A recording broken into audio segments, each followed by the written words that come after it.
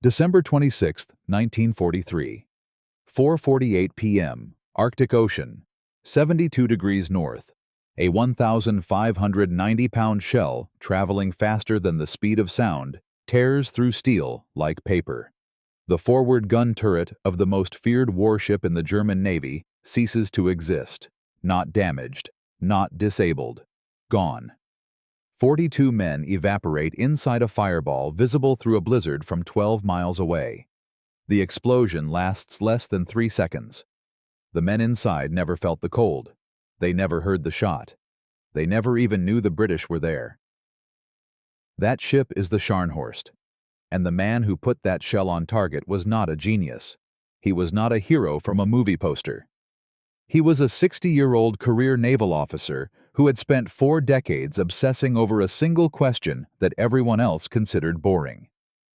How do you kill something you cannot see? His name was Admiral Bruce Fraser, and on this night, in this darkness, in waters so cold that falling overboard means death, in under 15 minutes, his answer would change the entire course of the war in the Arctic. From a crew of 1,968 men aboard Germany's proudest warship, only 36 would be pulled alive from the Black Ocean. The rest, 1,932 souls, would follow the Scharnhorst to the floor of the Barents Sea forever. But here is the question nobody asks. The question that changes everything. How do you find a warship in total Arctic darkness, in the middle of a raging blizzard, in an ocean so vast it swallows entire fleets without a trace? How does a hunter see when his prey cannot? The answer begins, not in 1943. It begins in 1938, in a laboratory. With engineers nobody remembers, building something that would make every gun, every torpedo, every act of human courage on that December night possible in the first place. To understand why December 26, 1943 matters so profoundly, you need to step back into a world where the Scharnhorst was not a target. She was a nightmare. The year is 1941. Britain is fighting for survival, not as a figure of speech. Literally. The island nation that had ruled the seas for 3 centuries is watching her lifelines being strangled, one convoy at a time. Every week, merchant ships loaded with food, fuel weapons, and ammunition sail from North America toward British ports. Every week, German submarines and surface raiders sink them. The math is brutal and simple. Britain consumes more than it produces. Stop the convoys. Britain starves. Britain starves, the war ends. Germany wins. Into this nightmare sails the Scharnhorst. She was born in the shipyards of Wilhelmshaven in 1935. Her keel laid down with the ambition of a nation rebuilding its military identity after the humiliation of Versailles. The treaty that ended the First World War had crushed German naval power with calculated precision, limiting warships to 10,000 tons and capping gun caliber at 11 inches. The Allied powers had done the math carefully. Those numbers they believed guaranteed Germany could never again challenge British naval supremacy on the open ocean. What they failed to calculate was that German naval architects were patient, brilliant, and deeply committed to exploiting every available loophole. The result was the Scharnhorst class. 2 ships, Scharnhorst and her sister Gneisenau.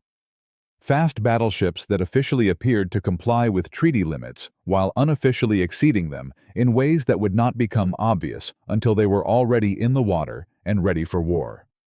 Full displacement over 37,000 tons. 9 11-inch guns in 3 triple turrets. Steam turbines capable of driving that massive hull to 32 knots. In 1939, when the war began, almost nothing in the Royal Navy could catch her. Very little could stop her.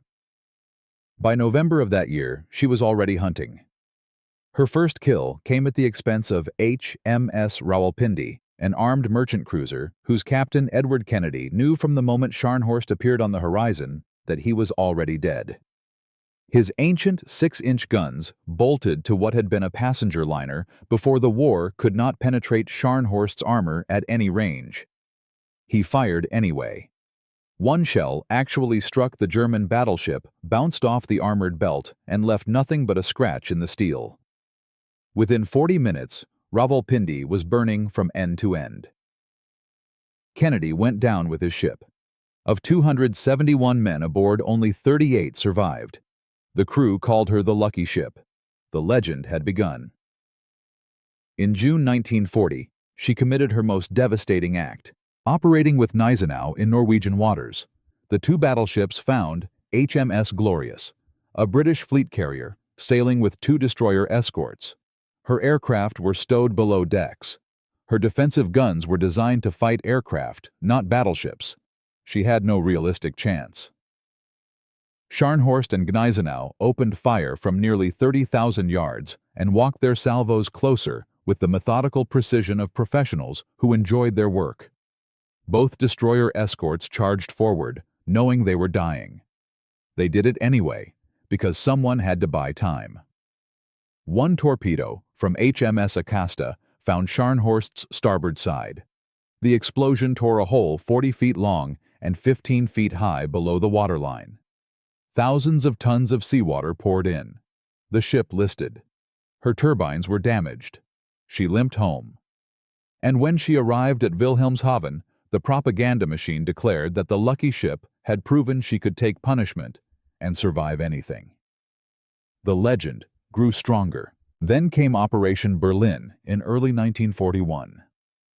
2 months of Atlantic commerce raiding. Scharnhorst and Gneisenau together sank 22 merchant vessels, totaling over 115,000 tons of shipping. They paralyzed convoy routes. They forced the Royal Navy to divert escorts from other duties. Merchant sailors across the Atlantic went to sleep fearing those silhouettes on the horizon. The psychological impact was nearly as devastating as the physical destruction. By February 1942, when all 3 major German surface ships raced through the English Channel in broad daylight, and the Royal Navy somehow failed to stop them, Scharnhorst had become something beyond a warship. She was a symbol of German naval power that could not be caught, could not be cornered, and could not be killed. Winston Churchill personally lost sleep over her. He demanded inquiries. He demanded answers. Because every month she remained operational, every convoy route had to be planned around the threat she represented. She was tying down British resources far out of proportion to her actual size. And that was exactly what the Germans intended. But one man had been watching all of this, quietly, patiently, building something in the background that the Scharnhorst's admirers in Berlin could not see and could not fully imagine. Bruce Fraser had entered the Royal Naval College at Dartmouth as a cadet in 1902. By 1943, he had spent 40 years in the Royal Navy with a specialization that most people found tedious and that Fraser considered the only thing that mattered. Gunnery. Not just good gunnery. He was one of the finest gunnery officers the Royal Navy had ever produced. A man who had devoted his entire professional life to the mathematics and physics of hitting a moving target from a moving platform in a constantly changing environment. Fraser understood something in 1943 that the German naval establishment had not yet fully absorbed. The problem of finding targets at night in bad weather at long range was not a problem of courage. It was not a problem of seamanship. It was a problem of physics. And physics had just handed the British a weapon the Germans knew existed in theory, but had never properly quantified in practice. Radar. Not 1939 radar. Not the early systems that could vaguely detect large objects under ideal conditions. The British had been refining naval radar fire control since before the war, driven by 4 years of desperate wartime innovation, powered by the knowledge that every technological advantage translated directly into lives saved and convoys delivered. By 1943, the gap between British and German radar capability had grown into something that looked less like a competition and more like 2 completely different eras of warfare occupying the same ocean simultaneously. Fraser's flagship, HMS Duke of York, carried a Type II 7.3 surface search radar capable of detecting large targets at nearly 25 nautical miles. Her fire control systems could track a target's precise position, speed, and course, continuously feeding that data directly to the guns. Duke of York could find the Scharnhorst in complete darkness and hit her accurately before the German battleship could detect that a British ship was anywhere in the area. The Scharnhorst's FUMO-26 radar had an effective range of roughly 12 to 15 nautical miles under ideal conditions. The Arctic Ocean in December was not ideal conditions. In heavy seas and precipitation, that range dropped further. The system could not guide accurate gunfire against targets beyond visual range. It was competent. 1939 technology trying to compete against 1943 British systems built by engineers whose names never appeared in a single newspaper headline, but whose work was about to settle a battle before it even began. Fraser had spent 6 months preparing. Not 6 weeks. 6 months. He and his staff had built a specific plan to exploit this specific technological gap, and it had 3 elements that fit together with the precision of a mechanism designed to have only one possible outcome. First, intelligence from Ultra, the code-breaking operation at Bletchley Park that had been successfully reading German naval communications for years. If the Germans ordered Scharnhorst to see Fraser, would know before she left her fjord. Second, a cruiser force equipped with modern radar positioned to shadow the German battleship once she departed Norwegian waters. 3 ships, HMS Belfast, HMS Sheffield, and the heavy cruiser HMS Norfolk. Their mission was not to sink the Scharnhorst. Their mission was to find her track, hold her in place, and survive long enough for Fraser to bring the real weapon to bear.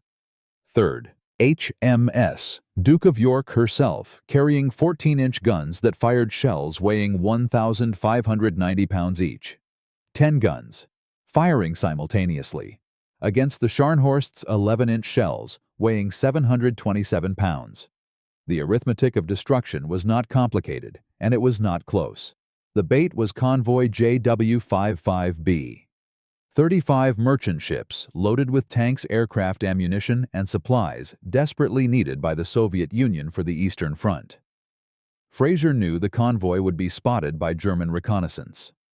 He knew the pressure on German Naval Command to demonstrate that their capital ships were not simply hiding in Norwegian fjords was enormous after months of inaction.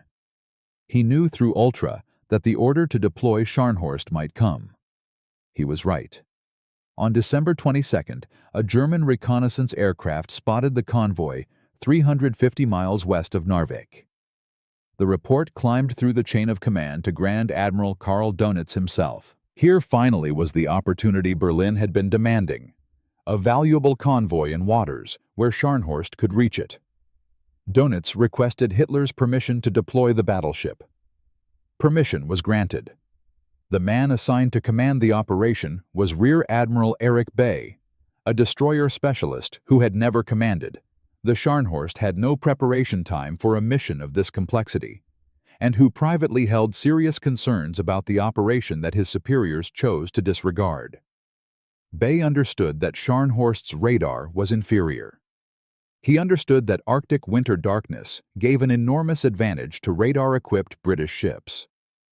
He understood that Luftwaffe support was effectively impossible given the distances, the weather, and the available resources.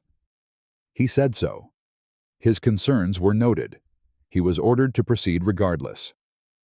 On Christmas Day, 1943, the orders came through. The crew removed Christmas decorations that had been put up days earlier. Small trees and paper chains were thrown over the side into the cold Norwegian water. Norwegian civilians would later find those items washed ashore on nearby beaches. Sad remnants of a celebration that never happened. At 7 p.m. on December 25th, Scharnhorst and her escort of 5 destroyers slipped their moorings and headed for open sea. Already 2 hours behind schedule due to last-minute coordination problems.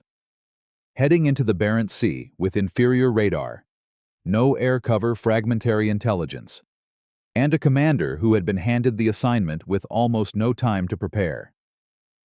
Waiting for her in the Arctic darkness, positioned with mathematical precision based on intelligence, She had no idea existed tracking her movements on radar systems she could not match were 3 British cruisers, 1 British battleship, and a screen of destroyers. 1,968 men aboard a lucky ship, sailing into the most perfectly prepared ambush of the entire naval war. Fraser was patient. He had been patient for 6 months. He could be patient for one more night.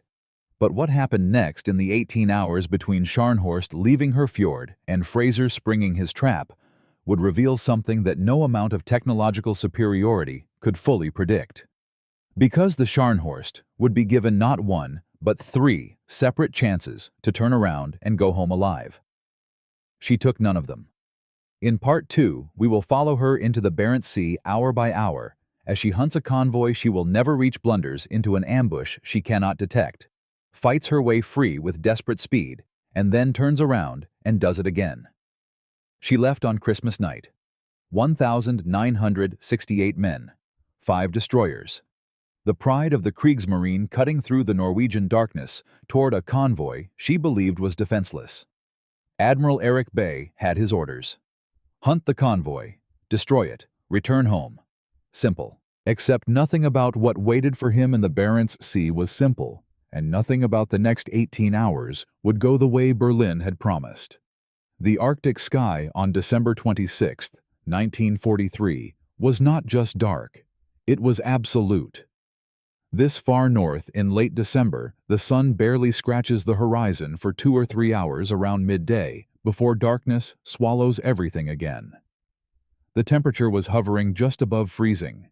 The seas were mountainous. Waves tall enough to bury the bow of a destroyer completely before throwing it skyward again. The wind was screaming out of the northwest at 40 knots, pushing walls of snow horizontally across the water, so thick that visibility from the bridge was measured in yards, not miles. In these conditions, human eyes were useless. Optical rangefinders were useless. Every traditional tool of naval gunnery that Germany's finest crews had trained on for years was useless. The only thing that could see was radar. And in this ocean on this night, one side could see to 23 nautical miles. The other side could see to 15 under ideal conditions, and these conditions were not ideal. Vice Admiral Robert Burnett had positioned his 3 cruisers approximately 20 miles east of the convoy, running a patrol pattern designed to intercept any German approach from the Norwegian coast. HMS Belfast, HMS Sheffield, HMS Norfolk. His radar operators were watching their screens with the concentrated focus of men who understood that their lives depended entirely on seeing the contact before the contact saw them. At 8:40 in the morning, Belfast's radar found her. A large surface contact to the southwest, moving at high speed, bearing and range consistent with a major warship coming from the direction of Norway. Burnett did not hesitate. That was the Scharnhorst. His tactical problem in that moment was unforgiving.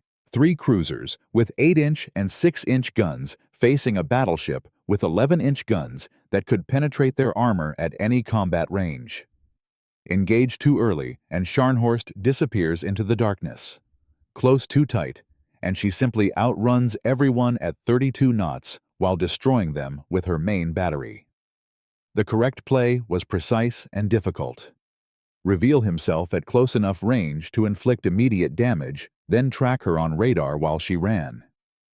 At 9:21 a.m. Belfast fired star shells. Magnesium flares burst overhead and turned the Arctic darkness into harsh white daylight over a 2-mile radius. There was the Scharnhorst. Visible. Exposed. Her main turrets trained fore and aft for sea steaming rather than battle. Her crew completely unprepared for contact. HMS Norfolk opened fire immediately. 8-inch shells crossed the water at supersonic speed. The opening salvos found their mark almost instantly. One hit destroyed the forward FUMO-26 radar antenna. Another struck the forward fire control position. In the first 60 seconds of engagement, Scharnhorst lost the equipment she needed most to fight in Arctic darkness. Bay's response was immediate. Full speed southeast. Maximum revolutions. Break contact. The Scharnhorst accelerated like a wounded animal running for its life. 20 knots. 24. 28. She was pulling away from Barents cruisers, who could not match her speed in heavy seas without risking serious structural damage to their hulls. Within 20 minutes, she had opened the range beyond effective gunnery. But she was still on Barents' radar. Barents faced his choice. Chase a faster ship he had already lost gun range on, or reposition between the Scharnhorst and the convoy in case she circled back. He chose the convoy. He turned north and waited. Aboard the Scharnhorst Bay was trying to understand what had just happened. Intelligence had told him the convoy would have destroyer escorts. Light forces his 11-inch guns could scatter in minutes. Instead, he had been ambushed from total darkness by radar-equipped cruisers that found him at ranges his own systems could not match. His forward radar was damaged. His fire control was compromised. Somewhere out in that darkness, the British ships were still there, invisible, watching him on their screens. He was right. And then a German submarine gave him exactly the wrong piece of information at exactly the wrong moment. U-277 reported what appeared to be the convoy moving east, approximately where Bay had expected it. He decided on a second approach, circling around the British cruisers to reach the merchant ships. He set a new course northwest toward the convoy, toward Barents' repositioned force, toward a trap he had already survived once and was about to walk into again. At 12:05 p.m. Belfast's radar found him. 13 nautical miles. Coming straight at them. Barents let the range close to 6 nautical miles before ordering star shells for the second time. The light burst overhead. Scharnhorst caught in the open again. For the second time in less than 3 hours, she had been ambushed by ships she could not detect until artificial light turned her into a target. This time the engagement was harder. Her gun crews got their turrets onto target faster. Her 11-inch guns roared back with genuine fury, muzzle flashes visible for miles through the blizzard. HMS Norfolk took multiple hits that knocked out one main turret and killed most of its crew. HMS Sheffield took splinter damage from near misses. The Scharnhorst was fighting now, not just running. But while she fought, HMS Duke of York was less than 100 nautical miles away, racing northward through mountainous seas at maximum sustainable speed. The geometry was simple and merciless. Every minute, Barents' cruisers held the Scharnhorst engaged, Fraser got closer. Every course change Bay made to avoid the cruisers brought him closer to the battleship waiting in the dark to the south. He broke off the second engagement at maximum speed opening range with the same brutal acceleration that had saved him 3 hours earlier. He set course southeast for Norway. For home. For safety. He had made the right decision. He had made it too late. At 1:15 p.m., Bay ordered his destroyers to proceed to Norway independently and broadcast to his crew that the mission was over. They were going home. Relief flooded through 1,968 men who had been at battle stations for 15 straight hours. They had survived 2 engagements with British cruisers. They had taken damage, but they were still moving. The lucky ship had done it again. At 3:45 p.m., Duke of York's radar detected them at 23 nautical miles. Bay received intelligence warning of a British battleship in the area at 3:30 p.m., 15 minutes before contact. Standing orders were explicit. Withdraw if facing superior forces. A battleship qualified without question. But 15 minutes was worth nothing. The geometry was already locked. The course Scharnhorst was steering toward Norway in safety was bringing her directly toward the most powerful British battleship she had ever faced. Fraser gave his orders with the calm of a man who had rehearsed this exact moment for 6 months. Destroyers to flanking positions for torpedo attacks. Jamaica to support position. All gun crews to full action stations. Fire control computers tracking continuously. At 4:48 p.m., Belfast fired star shells for the 3rd time that day. The light burst overhead. Scharnhorst was there, 6 nautical miles away. Her turrets trained fore and aft. Her crew caught completely unprepared for the third time in 9 hours. Duke of York's 10 14-inch guns fired simultaneously. It was not thunder. It was a physical concussion felt in the chest from a mile away. 10 shells weighing 1,590 pounds each screamed across 6 nautical miles of Arctic Ocean. The forward turret Anton took multiple direct hits in the first salvo. Steel melted. 42 men died in seconds. The explosion was visible through the blizzard from 12 miles away. She fought back. Her remaining guns found Duke of York. Her shells landed close enough to damage the British battleship's search radar with splinter fragments. Her crew were professionals, and they proved it in the worst possible moment. But Duke of York kept firing every 45 seconds. 14-inch shells tearing through superstructure. 6-inch shells from Belfast and Jamaica hitting from north and south simultaneously. Scharnhorst used her speed. At 28 knots, she was pulling away even damaged trailing smoke and fire. Fraser watched the range opening on his radar screen and felt the cold reality that she might escape despite everything. She was faster than anything he had in pursuit, faster even while burning. Then, at approximately 6:20 p.m., a 14-inch shell from extreme range penetrated into the engineering spaces and struck machinery with catastrophic effect. Steam lines ruptured. Turbines failed. Speed dropped from 28 knots to 22, then 18, then barely 10, as flooding and mechanical failure cascaded through the damaged plant. She could no longer run. 4 destroyers converged from different angles in a coordinated torpedo attack. 3 torpedoes struck her starboard side in quick succession. More compartments flooded. The list became pronounced. Her speed dropped further. She began circling slowly damaged rudder and asymmetric flooding, making controlled steering impossible. Her after turret fired until it exhausted every available shell. Secondary battery guns engaged the surrounding British ships with weapons designed for destroyers utterly inadequate against battleships, but still manned and still firing, because Scharnhorst's crew had decided to spend every last remaining moment exactly the same way they had spent the previous 4 years. Fighting. At 7:45 p.m., she rolled onto her starboard side and began her final descent into the Barents Sea. Her propellers were still turning as she capsized.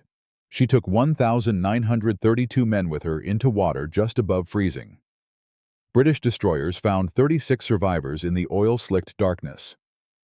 Fraser's message to London contained 4 words. Scharnhorst sunk. All well. But here is what those 4 words conceal. Among the 36 men pulled shivering from the Arctic Ocean, not one was an officer. Every commander who had served aboard the lucky ship through 4 years of war went to the bottom with her. And in Berlin, 3 days later, when Grand Admiral Dönitz finally briefed Hitler on what had happened, the Führer's reaction was predictable. Rage, blame, demands for answers. What Dönitz did not say out loud, what every surviving German naval officer already understood privately, was the truth that the battle report buried in careful bureaucratic language. The Scharnhorst had not lost because Bay made errors. She had lost because the war had moved past her technologically while she sat in a Norwegian fjord believing in a legend. And somewhere in the deep water of the Barents Sea, 1,932 men had paid the full price for that miscalculation. In Part 3, we will follow the 36 survivors into British captivity, examine what their interrogations revealed about the secrets the Scharnhorst carried, and uncover the detail buried in classified files for decades that reframes everything you think you know about why she sank. 36 men. That is all that remained of 1968. Fraser's trap had worked with the precision that 6 months of planning deserved. The Scharnhorst was on the bottom of the Barents Sea.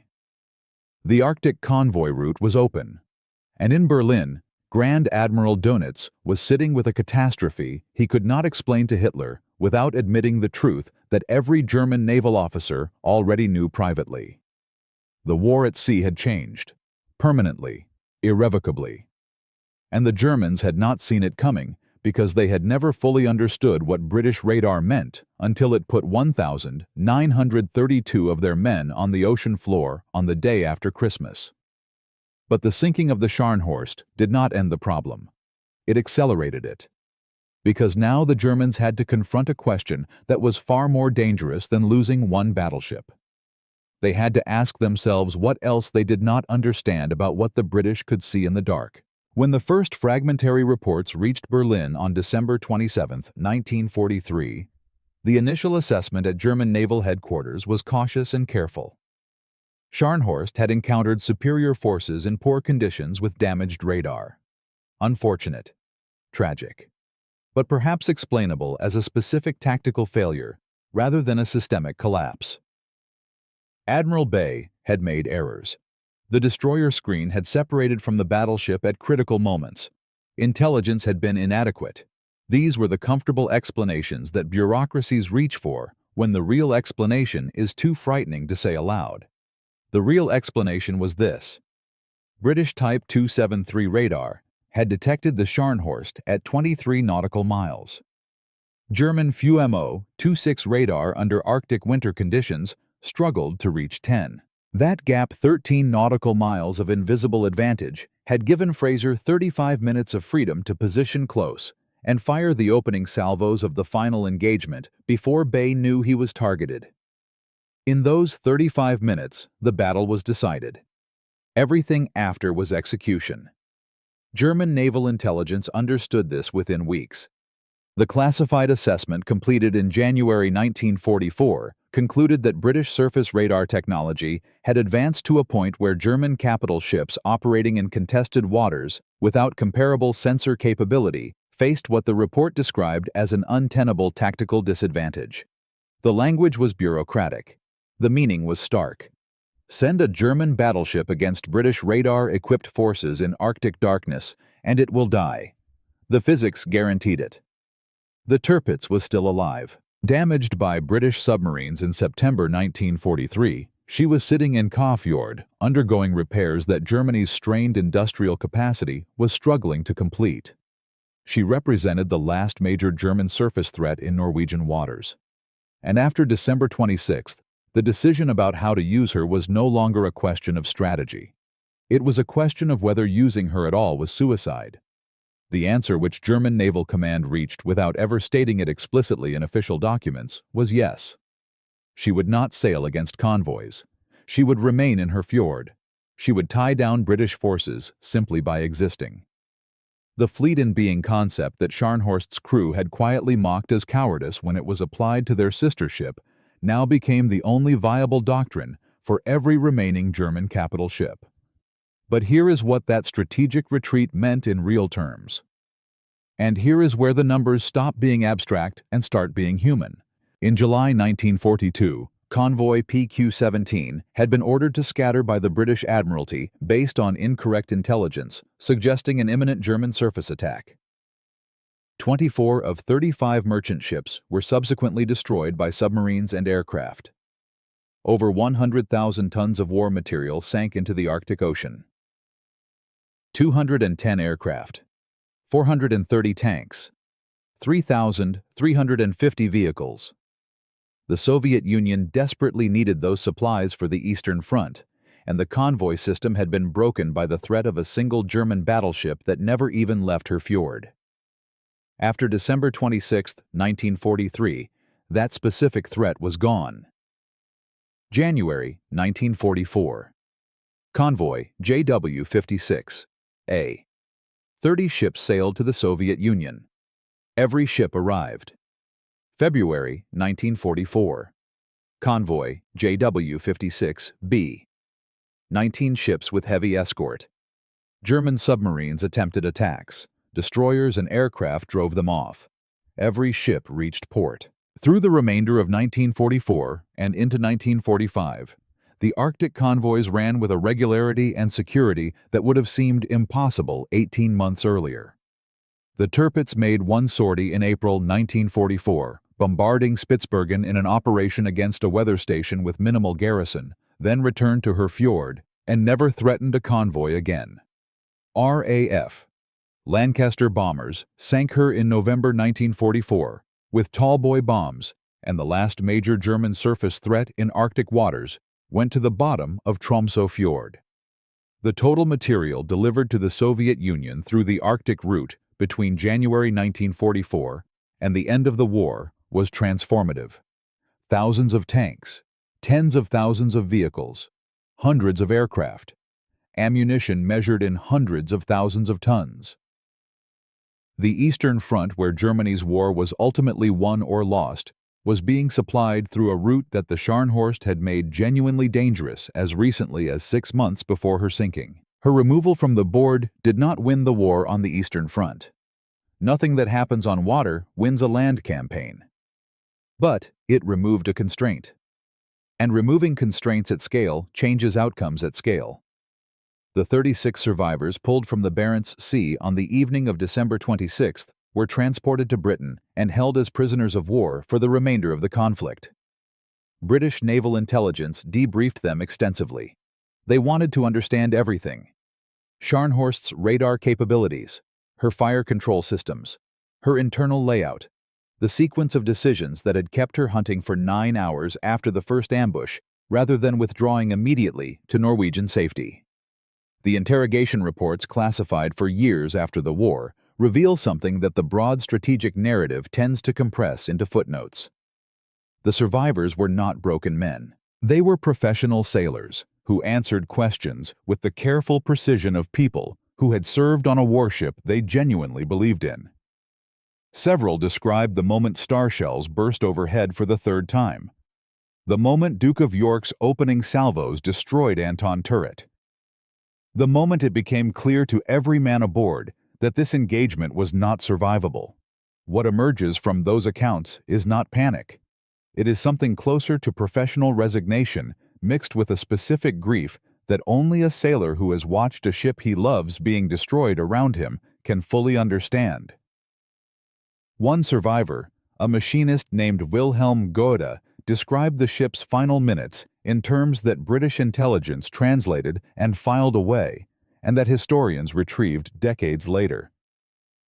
He said the Scharnhorst did not feel like she was dying. She felt like she was still trying. The engines were running when she capsized.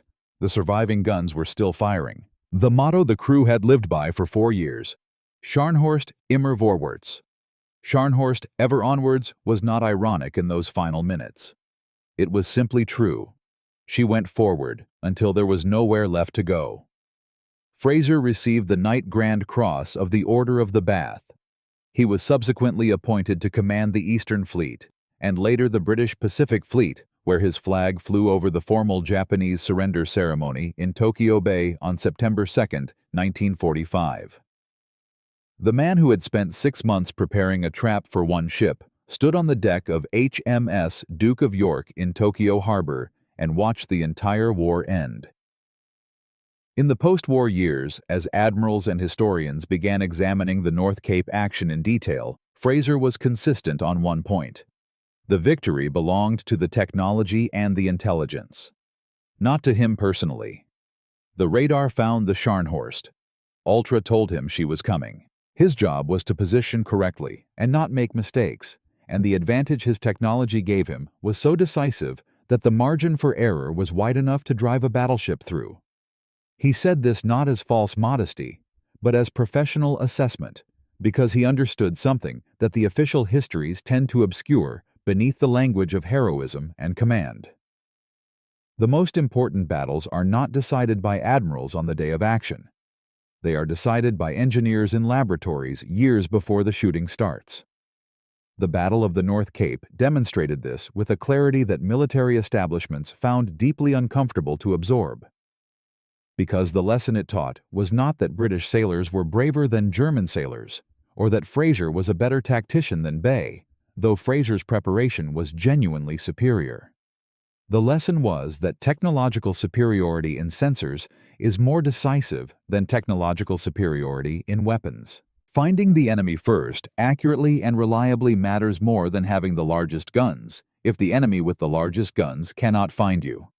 The German Navy fell into the gap between knowing a disadvantage existed and understanding what that disadvantage actually meant in combat. They knew British radar was better. They did not know it was better by a margin that made the entire engagement essentially predetermined from the moment Scharnhorst left her fjord. That gap between knowing a problem exists and understanding its operational consequences at scale under realistic conditions is one of the most consistent failure modes in military history. The French cavalry commanders of 1914 knew machine guns existed. Japanese naval planners in 1942 knew American radar was improving. In each case, the failure was not ignorance. It was a systematic underestimation of what the technology meant when the shooting actually started. The Scharnhorst's crew did not lose because they lacked courage or skill or professional competence. They lost because the war had moved past them in the specific technological domain that happened to be decisive on December 26, 1943. Gallantry and seamanship are not enough when the other side can see in the dark and you cannot. The Barents Sea kept the Scharnhorst and her 1,932 men. She is still there at 72 degrees north, resting on the ocean floor with her propellers still aimed in the direction she was heading when she went down. But here is the chapter most people never hear. The chapter not about admirals or radar or 14-inch shells. The chapter buried in post-war records for decades before historians finally retrieved it fully. A detail in the German signals traffic from December 26th that reframes everything you think you know about why she died. In Part 4, we will find it. And when we do, it will change how you think about every single thing you have heard across the last 3 parts. 4 parts, 4 hours of story. And it all began with a single question nobody thought to ask. How do you find a warship in the dark? From that question came 6 months of preparation, a technological trap built from radar waves and code breaking, and the obsessive patience of one naval officer who had spent 40 years learning how to kill things he could not see. From that preparation came December 26, 1943. From that day came 36 survivors and 1,932 men on the ocean floor and the permanent end of German surface threats in Arctic waters. But the story of what happened after the guns went silent, the story of the man who built the trap and the technology that outlived him and the secret buried in classified files for decades, that is the chapter most people never reach. Bruce Fraser came home to a hero's welcome that was quieter than he deserved and more genuine than most. He received the Knight Grand Cross of the Order of the Bath. He was promoted to Admiral of the Fleet, the highest rank the Royal Navy could bestow. He went on to command the British Pacific Fleet in the final stages of the war against Japan, his flag flying over the formal Japanese surrender ceremony in Tokyo Bay on September 2, 1945. By any measure, his career ended at the summit. The man who had spent 6 months preparing a trap for one ship stood on the deck of HMS Duke of York in Tokyo Harbor and watched the entire war end. There are photographs of the moment. He looks calm in all of them. What is less documented, less photographed, and considerably more revealing is what Fraser said privately in the years after the war when other admirals and historians began examining the North Cape action in detail. He was consistent on one point. The victory belonged to the technology and the intelligence, not to him personally. The radar found the Scharnhorst. Ultra told him she was coming. The Type 273 systems on his ships could see 23 miles into Arctic darkness, while Scharnhorst's FUMO-26 struggled to reach 15 under conditions that December 26th, emphatically, was not. Fraser made good decisions. He positioned his forces well. He executed the plan cleanly. But he was also deeply honest about what would have happened if the technological and intelligence advantages had been reversed. The 36 survivors would have been British. The 1,932 dead would have been British. He said this not as false modesty, but as a professional assessment, because he understood that the most important battles are not decided by admirals on the day of action. They are decided by engineers in laboratories years before the shooting starts. Fraser lived until 1981. He was 87 years old when he died. In his later years, he became increasingly interested in the men rather than the battle, in what had happened to the 36 German sailors pulled from the Barents Sea, and in what their accounts revealed about a ship and a crew that had fought with genuine courage against odds that made courage irrelevant. He read their interrogation transcripts. He corresponded with historians who interviewed the survivors in the decades after the war. And the man who had ordered the opening salvos of the final engagement spoke about the Scharnhorst's crew with a respect that the official victory dispatches never quite captured. But his real legacy was not the Knight Grand Cross. It was not the Tokyo Bay ceremony. It was not even the North Cape action itself. The principles that allowed Duke of York to track and engage a target she could not see with human eyes became the foundation of modern naval fire control. Every guided missile system on every naval vessel in every fleet in the world today operates on the same fundamental logic that Fraser's fire control teams applied on December 26, 1943. Find the target electronically, track it continuously, calculate its future position. Put the weapon where the target will be, not where it is. The technology has become exponentially more sophisticated. The principle has not changed at all in 80 years.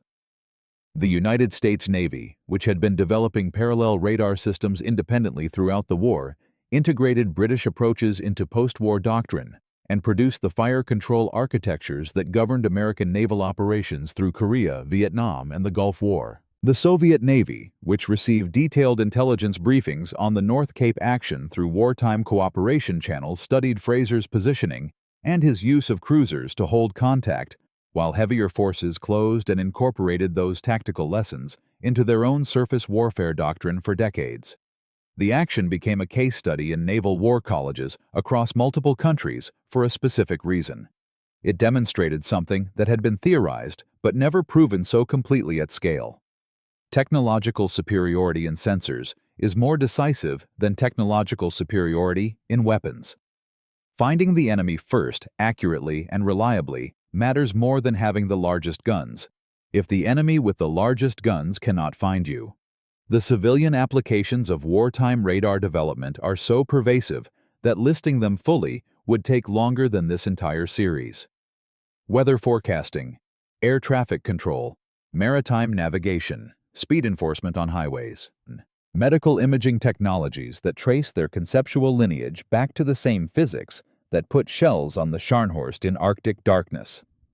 The engineers who built the Type 273 in 1938 were trying to solve a specific military problem. They could not have imagined that their work would eventually contribute to systems that save civilian lives every single day in applications that have nothing to do with warfare. That is what genuine technological breakthrough looks like from a distance of 80 years. Not a single invention. A cascade of consequences that extends far beyond the original intention into domains the inventors never anticipated. The institutional lesson that military establishments found most uncomfortable to absorb was the one Fraser himself pointed to consistently in post-war discussions. The Scharnhorst was not inferior to Duke of York in courage seamanship or the quality of her crew. She was inferior in the specific technological domain that happened to be decisive on December 26, 1943. And her commanders and the German naval establishment had known this inferiority existed in general terms, while systematically underestimating its practical tactical consequences under Arctic operating conditions. They knew British radar was better. They did not know it was better by a margin that made the entire engagement essentially predetermined from the moment Scharnhorst left her fjord. The gap between knowing a disadvantage exists and understanding what that disadvantage actually means in combat is one of the most consistent failure modes in military history. The French cavalry commanders of 1914 knew machine guns existed, but did not fully understand what machine guns meant for cavalry charges, until the first week of August made the lesson unavoidable. Japanese naval planners in 1942 knew American radar capabilities were improving, but continued planning operations that assumed detection windows their own systems would have provided, not the much longer windows American radar actually gave Pacific Fleet commanders. In each case, the failure was not ignorance of the technology. It was a systematic underestimation of what the technology meant at operational scale under realistic combat conditions. Knowing that a gap exists is not the same as understanding what crossing that gap actually feels like when the shooting starts. This lesson applies with uncomfortable directness to the present. Every major military power today is engaged in a competition in sensor technology, electronic warfare, artificial intelligence, assisted targeting, and cyber capabilities that mirrors in structure, if not in specific technology. The competition between British and German radar development between 1938 and 1943. The nation that understands not just that a gap exists, but what that gap means under realistic operational conditions will hold an advantage that no amount of courage or conventional firepower can overcome. The Barents Sea demonstrated this with a finality that 80 years have not diminished. Now here is the detail that spent decades in classified files before historians finally retrieved it fully. The detail that reframes the entire story.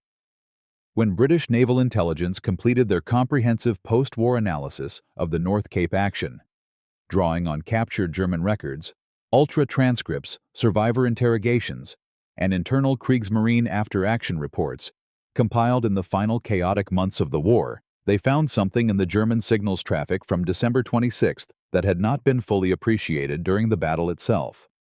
A Luftwaffe reconnaissance aircraft had spotted Fraser's Force 2 that morning. The aircraft correctly identified heavy units including what appeared to be a battleship steaming north toward the operational area and transmitted its report at approximately 1:40 in the afternoon. The report sat at Luftwaffe Command for nearly 2 hours before being relayed through the naval communication chain toward Group North headquarters in Norway. Group North received it, assessed it, and began the process of passing it to Admiral Barents Sea. The message reached Bay at approximately 3:30 in the afternoon, 15 minutes before Duke of York's radar found the Scharnhorst at 23 nautical miles. Standing orders were explicit: withdraw if facing superior forces.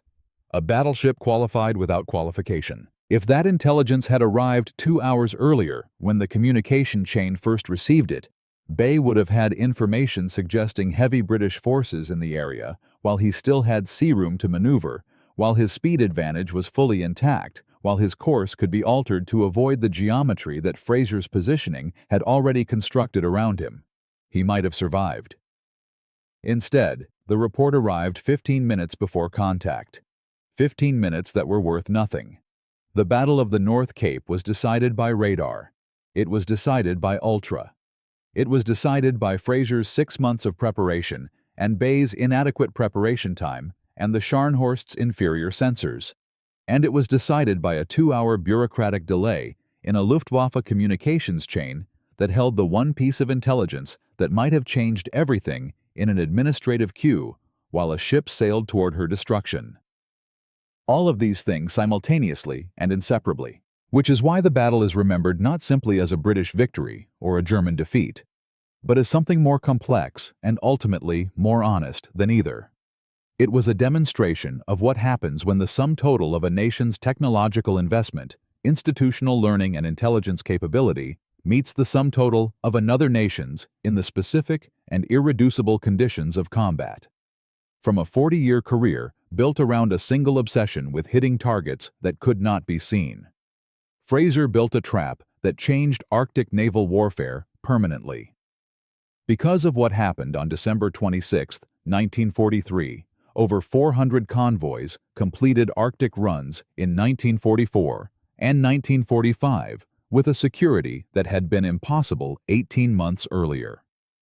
Because of that security, millions of tons of supplies reached Soviet ports and sustained an Eastern Front campaign that consumed the majority of Germany's military strength for 3 brutal years. The Scharnhorst did not lose a battle. She lost a technological war decided in laboratories and code-breaking rooms years before her guns fired a single shell at HMS Duke of York. If you have spent 90 minutes with this story, share in the comments one thing you did not know before today.